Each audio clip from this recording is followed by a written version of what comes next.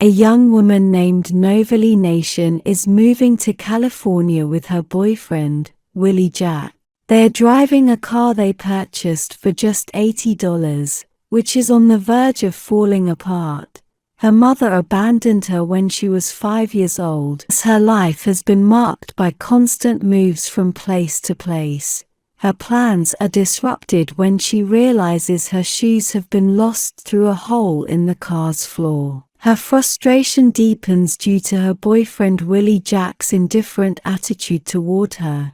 They make a pit stop near a mall because Novalee needs to use the restroom. Willie Jack leaves Novalee behind at the mall, disappearing without a word. She caught the attention of Thelma, an acquaintance of her mother's. Novalee felt awkward in this situation as she couldn't remember Thelma at all. Gifted Novalee a basket of gifts and a chestnut sapling. She also left her address, inviting Novalee to visit on Sunday.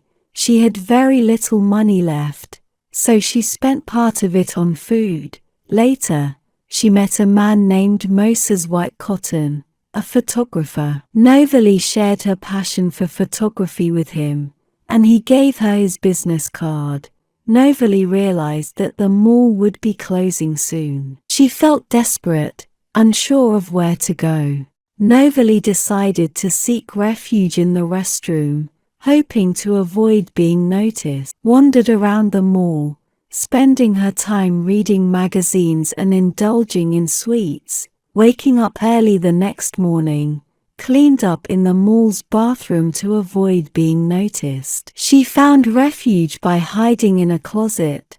Willie Jack was taken into custody, while Novalee continued her secretive existence within the store. She discreetly helped with arranging the merchandise and kept a diary of how much money she owed the store. During the day, Novalee decided to visit the public library in search of a book about trees. She was concerned about the health of her chestnut sapling and wanted to learn how to care for it. At the library, she encountered Fawny Hull, the librarian, who appeared rather nervous. Fawny brought her a selection of a dozen books on the topic. Later, Novalee paid a visit to Thelma and her friend, Mr. Sprott. They warmly invited her to join them for lunch. During their time together, Thelma planted the chestnut tree in her garden. Thelma also spoke to Novalee about Fawny, who resides in the library. According to Thelma, Fawny is a highly intelligent individual, and she believes that he could have accomplished great things in life if he had completed his college education. In the evening, Novalee returned to the mall. During her time there, Fawny noticed her. At night, Novalee woke up in pain, experiencing abdominal discomfort. Suddenly, her water broke, and she realized that she would need to give birth right there. Novalee couldn't help but notice the number 5 on a nearby sign, which made her apprehensive, considering it a bad omen. At that precise moment, an individual forcefully entered the store, shattering the window glass. Novalee awoke later in a hospital room, finding herself surrounded by numerous flowers and gifts. Nurse Lexi Coop informed Novalee that she had become a celebrity, with reporters eagerly awaiting her outside the hospital. Novalee couldn't help but worry that she might face legal consequences since she had been living in the mall without permission for an extended period. She also feared that her newborn daughter might be taken away from her. Novalee was in a dire situation with no money, no place to call home, and no job. Lexi, however, expressed confidence that everything would work out. Lexi even brought Novalee her baby girl, cradling the infant in her arms. She also felt surprised that the man who had rescued her was Fawny. Novalee hadn't anticipated the arrival of her mother, from whom she had been estranged for several years. Her mother explained that she had seen the interview on television and had come all the way from New Orleans. It was evident that her mother didn't harbor feelings of guilt for leaving Novalee in the past. However, she did promise to assist her with finding a place to live. Novalee, who was scheduled to be discharged the following day, felt a sense of happiness, believing that her mother had re-entered her life. However, Lil never appeared as promised. One day, Novalee visited the library to express her gratitude to Forney. She took a photograph of Forney and her daughter using the camera gifted to her by Moses. Meanwhile, Willie Jack, who was in prison, was trying to write songs, although his cellmates didn't appreciate his efforts. Novalee was preparing for her first day of work at the shopping center, with Thelma and Mr. Sprock providing support. On this day, religious fanatics reappeared on their doorstep, having learned about Novalee's story through the television. Enraged by the fact that she had given birth to a child out of wedlock, religious fanatics confronted Thelma, but she swiftly chased them away. On her way to work, Novalee encountered a handsome mechanic. As time passed, she began to suspect that she might be pregnant. Lexi advised her not to jump to conclusions too soon. Novalee spent a considerable amount of time in the library, engrossed in books about gardening. On one particular day, after a visit to the restroom, Novalee realized that she wasn't pregnant, which brought her immense joy. She made a promise to herself that she wouldn't date handsome men again. Meanwhile, Forney was taking care of his older sister, Mary, who had battled alcohol addiction since her youth. Officially, Mary worked as a librarian here. Forney also shared with Novalee that he had attended college with the goal of becoming a history teacher. Not long after, it would be Thelma and Mr. Sprock's anniversary, and as a gift, Novalee purchased an antique camera. She visited Mr. Moses to clean the camera and confessed that she had nurtured a childhood dream of becoming a photographer. Meanwhile, Willie Jack was released from prison, and Christmas was approaching. Forney and Novalee purchased a live spruce tree. Novalee acknowledged that it would be her first Christmas with a spruce. Lexi, who was pregnant once again, joined them. Another boyfriend had left her upon learning of her pregnancy, but Lexi didn't seem upset as she had grown accustomed to such situations. As they remembered that Americus had turned 5 months old that day, Novalee rushed home. However, seeing a police car parked outside her house, she became worried. It turned out that Americus had gone missing. Thelma and Mr. Sprock were frantic with worry, not knowing what had happened.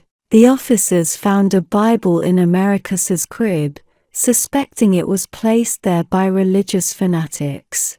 The police headed to the church, with Novalee and Forney following. Fortunately, Americus was found safe. Willie Jack attended auditions at a music agency, and Ruth Myers, the agent, took an interest in his guitar playing and singing. Willie Jack had transformed his image and adopted the creative alias Billy Shadow. He had been performing in various restaurants for 2 years and aspired to sing on the radio, and his dream was about to come true. Americus had developed a liking for his music, but Novalee finds this guy's voice annoying, and it also seems oddly familiar to her. Novalee is extremely nervous before her first photo shoot, where she is tasked with photographing a wedding. Forney and Thelma wish her luck. However, the radio announces an approaching tornado,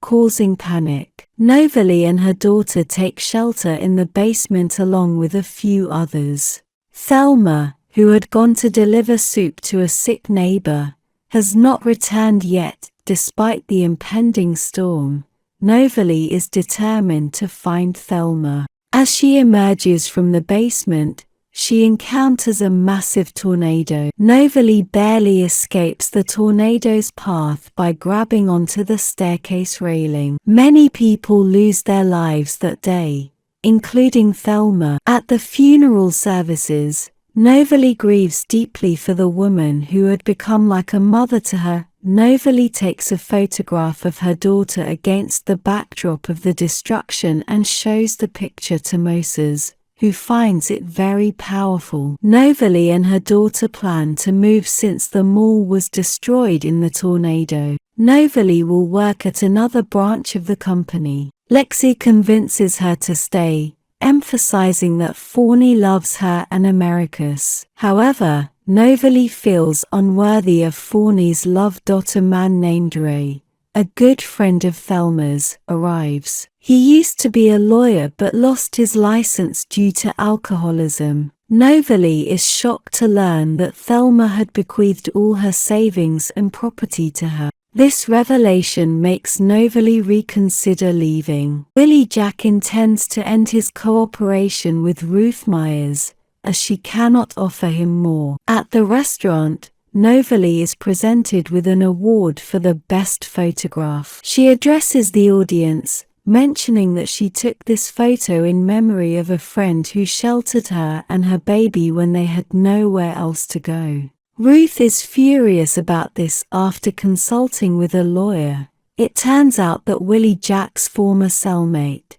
Tommy Reynolds, claims to have written the hit song. Willie Jack denies this and insists that he only bought a guitar from Tommy. However, Ruth is determined to break the contract with Willie Jack. Lexi, now the mother of 5 children, tells Novalee about her new admirer and hopes for a happy relationship this time. When Novalee returns home, she can't help but smile when she sees Forney and Americus sleeping on the couch. Forney has become like a father to Americus, and everything seems to be going well until she receives a distressing call from Brownie, Lexi's daughter. Novalee rushes to her friend's house and finds Lexi in distress. Lexi explains that she couldn't take sick leave from work and had no way to pay for the house. Without hesitation, Novalee invites Lexi and her children to live with her. One evening,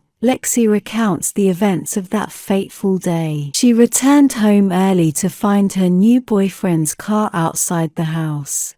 Lexi was horrified to realize that he had come for her daughter. In a moment of panic, she confronted Roger, but her memory goes blank after that. Novalee reassures her friend and face this challenge together. Forney spends time with America. Looking at their photo, Novalee smiles. Soon, Forney's sister passes away, and he does everything he can for her. Novalee supports him through his grief. Forney expresses his desire to go away for a while to bury his sister in their hometown. Afterward, Forney confesses his love for Novalee. Novalee shares this development with Lexi, who wonders why Novalee didn't respond to Forney's confession. Novalee explains that she was confused. Lexi, despite her previous fear and the incident with Roger, has found a new admirer and wants to try her luck again. Many townspeople believe that Forney will move now that his sister has passed away,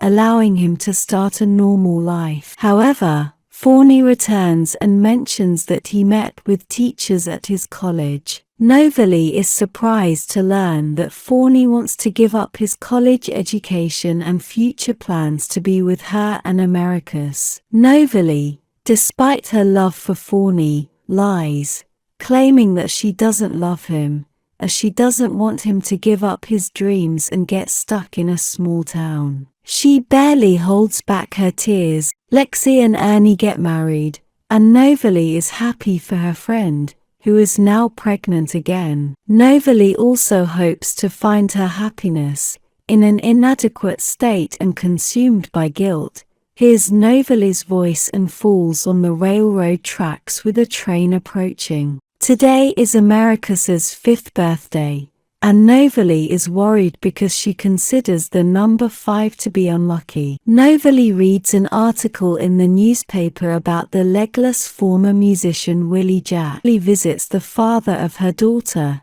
Willie Jack, who explains that he left her that day because he was scared of responsibility. Novalee also wants to make amends. She goes to college to see Forney and tells him that she loves him. Novalee confesses that she lied to him before because she believed he deserved someone better than her.